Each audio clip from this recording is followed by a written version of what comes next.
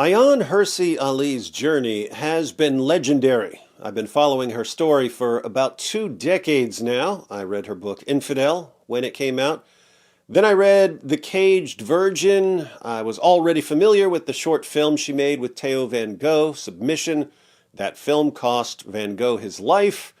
It would have been very easy for Ayaan to back off of Islam after losing her friend, but she didn't. She started rolling with the New Atheists and went after Islam even harder. Then, after being one of the main figures in the New Atheist movement for many years, in 2023 she announced that she'd become a Christian. So she went from Muslim to atheist to Christian. That's a pattern we're going to be seeing again and again in the near future. And now Ayaan has become the prophet of common sense to a Western world that has lost all touch with common sense. In the speech she just gave at the art conference in London, Ayaan spent most of her time talking about the importance of nation-states and of having a healthy sense of nationalism, especially when other forces are at work trying to destroy nations and build some global monstrosity. But towards the end of her speech, she went in a completely different direction. Let's have a look. But I have one more point to add, and it's the most important point of all. The nation-state also needs Christian morality. The nation-state needs Christian morality? She didn't get that from her time with the New Atheists. I wonder if she can come up with a powerful analogy to help clarify her point. In Europe, Christianity remains, despite decades of secularization, the crucial operating system of society. Without it, the apps don't work. Christianity is the operating system of Europe. Without the operating system, the apps don't work. Europe declared war on its own operating system, and now the leaders can't figure out why everything else stopped working. When I came to Europe in 1992, fleeing a forced marriage that was part of a failed clan system, this was the type of nation-state that I found. Wealthy, peaceful, stable, and optimistic, but still rooted in the Calvinist and Catholic traditions. She sought political asylum in the Netherlands in 1992, and she describes the nation back then as wealthy, peaceful, stable, and optimistic.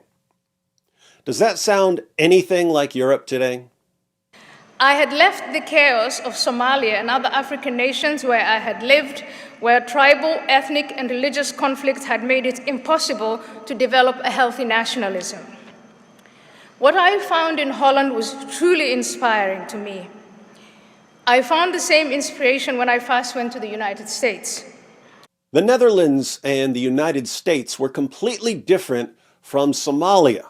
For some reason, what could be taken for granted in the Netherlands and the United States was impossible in Somalia. Ayaan was inspired by Western nations. That's when the New Atheists informed her that Western nations were great in spite of Christianity, not because of it. In fact, if they could just get rid of Christianity, the West would become even greater. But in the past 16 or so years, I have seen on both sides of the Atlantic a sustained effort to drive Christianity to the margins of our society. I believe this gamble on secularism will go terribly wrong. It already has. Yeah, turns out the New Atheists had absolutely no clue what they were talking about. They were completely out of touch with reality. Instead of improving the West, they did massive damage by attacking the framework of Western civilization. Every successful nation has to be based on more than a constitution and a body of law. There must be transcendental stories that unites citizens to an ethical as well as legal code. For the West, that was the Judeo-Christian story of the Bible. Now let's have a quick Bible study with former Muslim, former atheist, Ayaan Hirsi Ali. The biblical understanding of human sinfulness inspired the concept of limited state power or rule of law, emphasizing checks and balances to prevent tyranny, Isaiah 33:22. Governments are seen as instruments to maintain order and justice, but not as ultimate authorities. Ayaan cites Isaiah 33:22 as she talks about the biblical concept of human sinfulness and how it led to a system of checks and balances. Let's read the verse. For the Lord is our judge. The Lord is our lawgiver. The Lord is our king. It is he who will save us. What does this have to do with human sinfulness and checks and balances? Interesting story. James Madison, founding father, noticed the three different roles in governing here: judge, lawgiver, king. Or, modified for the United States, the judicial, the legislative, and the executive. God can do all three. But human beings are fallible and corruptible and power-hungry. So if human beings are going to take on these roles, the roles need to be divided up into different branches of government. And there has to be a system of checks on the power of these branches. So, Ayaan is right. The belief that all humans are created in God's image, Genesis 1:27, underpins ideas of equal worth, human rights, and dignity for all individuals, including the poor and the neglected. Genesis 1:27. So, God created mankind in his own image. In the image of God he created them, male and female he created them. Biblical teachings such as love your neighbor as yourself, Leviticus 19:18, emphasizes care for others and fairness in governance. Leviticus 19:18, do not seek revenge or bear a grudge against anyone among your people, but love your neighbor as yourself. I am the Lord. If you think this means you only have to love people in your own group and not people outside your group, think again. Same chapter, verses 33 to 34. When a foreigner resides among you in your land, do not mistreat them. The foreigner residing among you must be treated as your native born. Love them as yourself, for you were foreigners in Egypt. I am the Lord your God. But David, does this mean we have to be nice to jihadis? No, this isn't saying you need to be nice to criminals and people who are trying to subjugate you. This is saying don't mistreat a foreigner just for being a foreigner. This is about people like Ayaan Hirsi Ali, not about people screaming Allahu Akbar. The Bible's distinction between God's sovereignty and earthly authority, Matthew 22:21, influenced the Western principle that the state should not overreach into matters of faith and conscience. Let's read the passage. Matthew 22, starting at verse 15. Then the Pharisees went and plotted how to entangle him in his words. And they sent their disciples to him, along with the Herodians, saying, Teacher, we know that you are true and teach the way of God truthfully, and you do not care about anyone's opinion, for you are not swayed by appearances. Tell us then what you think. Is it lawful to pay taxes to Caesar or not? This was meant as a trap for Jesus. The Jews were under the control of the Roman Empire. Many Jews did not like paying taxes to their oppressors. So the Pharisees asked Jesus if it's lawful for a Jew to pay taxes to Caesar. If Jesus says yes, he's going to be in trouble with some Jews. They're going to call him a traitor. If he says no, he's going to be in trouble with some Roman soldiers. They're going to teach him a lesson. So, how does Jesus respond? But Jesus, aware of their malice, said, Why put me to the test, you hypocrites? Show me the coin for the tax. And they brought him a denarius. And Jesus said to them, Whose likeness and inscription is this? They said, Caesar's. Then he said to them, Therefore render to Caesar the things that are Caesar's, and to God the things that are God's. When they heard it, they marveled, and they left him and went away.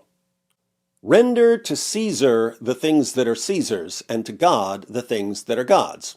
So, you're allowed to have dual obligations. You can have obligations to human rulers and obligations to God. But if you pay attention to what Jesus is saying, this actually ties in with Genesis 1:27, where we saw that human beings are created in the image of God. Jesus says, "Show me the coin for the tax." The coin is a denarius. This is a denarius. It's got an image of Tiberius Caesar on it. Jesus says, "Whose image is this?" Caesar's. Render to Caesar what belongs to Caesar. What belongs to Caesar? That which bears his image, namely the denarius. Render to God what belongs to God. What belongs to God? That which bears his image, namely you. You bear God's image. So, give the government the coin and give yourself to God. Biblical ethics stress that rulers and citizens are accountable to a higher moral law, ensuring that government acts justly and protects the vulnerable. Romans 13, 3-4.